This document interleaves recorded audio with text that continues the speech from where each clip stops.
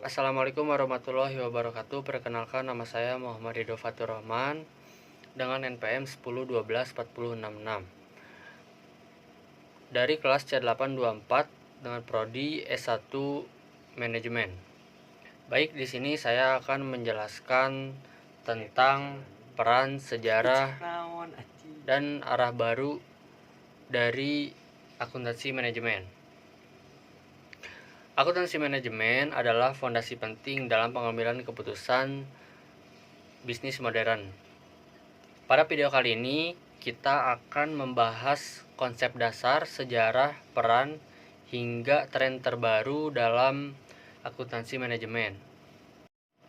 Yang pertama, apa itu akuntansi manajemen? Akuntansi manajemen merupakan proses mengidentifikasi, mengukur, menganalisis, menyiapkan, menafsirkan, dan mengkomunikasikan informasi untuk membantu manajer mencapai tujuan organisasi. Pada fokus utama akuntansi manajemen adalah penggunaan internal, seperti manajer, supervisor, dan eksekutif untuk mendukung keputusan strategis dan operasional. Lalu yang kedua, ada 3 tujuan utama akuntansi manajemen.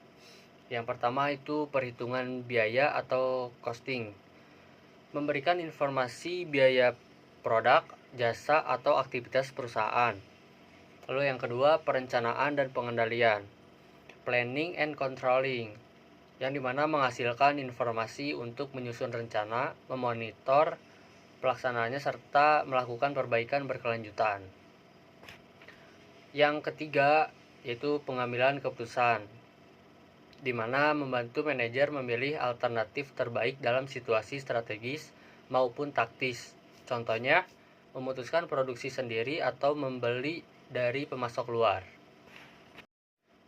Dilanjut dengan yang ketiga, proses manajemen, yaitu ada planning, controlling, and decision making, yang dimana ada beberapa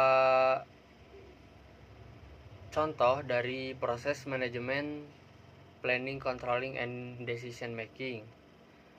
Poin A, perencanaan atau planning, yang dimana menentukan tujuan dan cara mencapainya. Contoh, target meningkatkan pangsa pasar 15%. Lalu poin B, pengendalian atau controlling, yang dimana memantau pelaksanaan rencana, membandingkan hasil aktual dengan anggaran, dan melakukan koreksi. Lalu untuk poin C, pengambilan keputusan, yang dimana memilih opsi terbaik dari berbagai alternatif.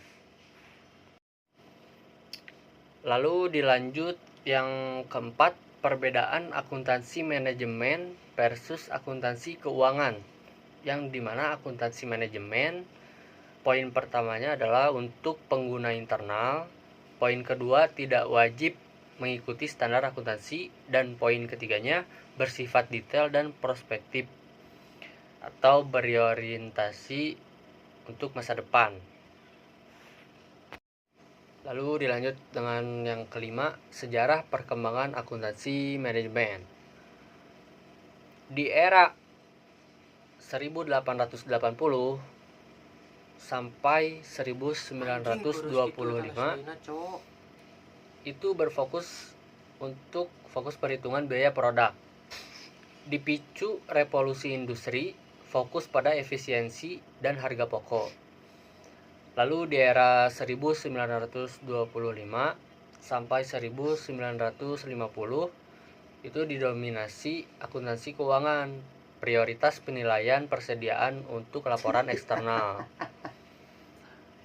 Lalu yang terakhir di era modern 1980 sampai sekarang, yaitu kebangkitan relevansi, di mana persaingan global menuntut informasi yang lebih akurat. Muncul metode seperti ABC, Activity Based Costing, dan poin keduanya Strategic Cost Management, dan yang terakhir sistem manufaktur modern seperti GIT dan otomatisasi.